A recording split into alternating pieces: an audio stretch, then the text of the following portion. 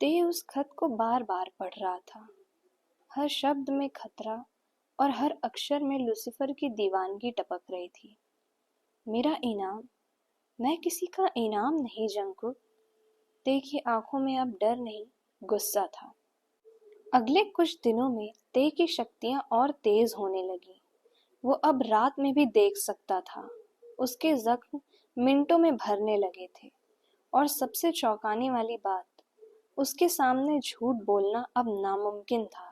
उसके अंदर का शिकारी जाग चुका था और जंकुक, जो खुद सदियों पुराना वैम्पायर था, अब हैरान था कि ते की ऊर्जा प्योर हंटर की थी।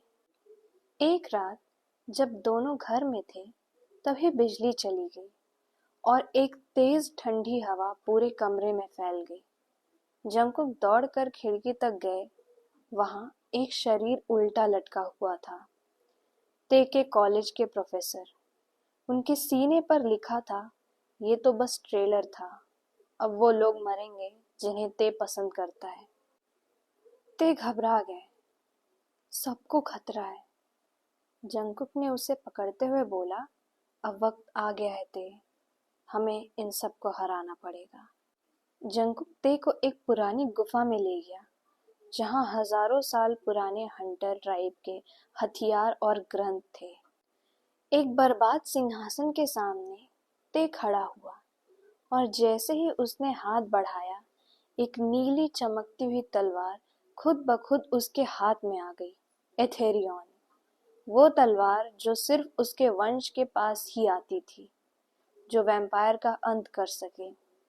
ते की आंखों में अब वो मासूमियत नहीं थी, अब वहां क्रोध, शक्ति और एक मिशन था, लूसीफर को मारना।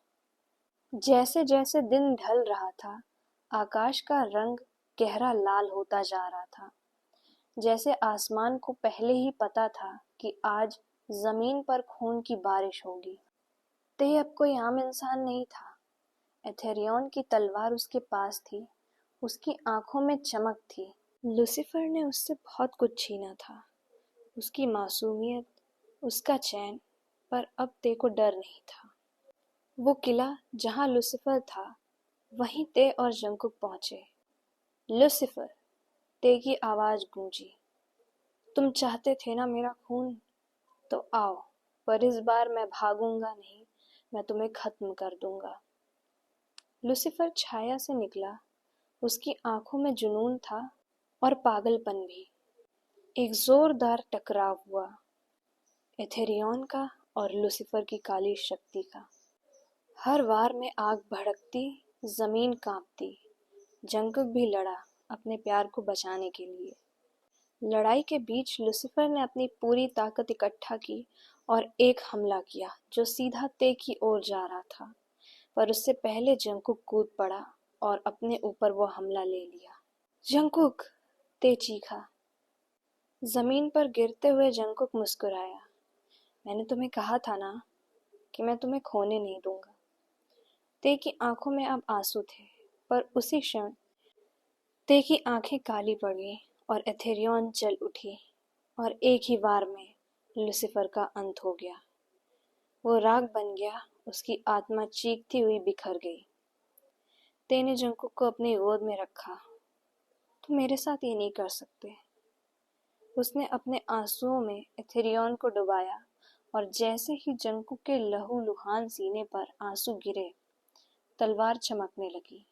वो एथेरियन अब सिर्फ युद्ध की नहीं थी, अब वो प्रेम की तलवार बन गई थी। और तेज उजाला फैला, और जब धूल छटी, जंकुक की सांसें लौट आई थी। वो हौले से मुस्कुराया, ते मैं हमेशा लौटूंगा तुम्हारे लिए।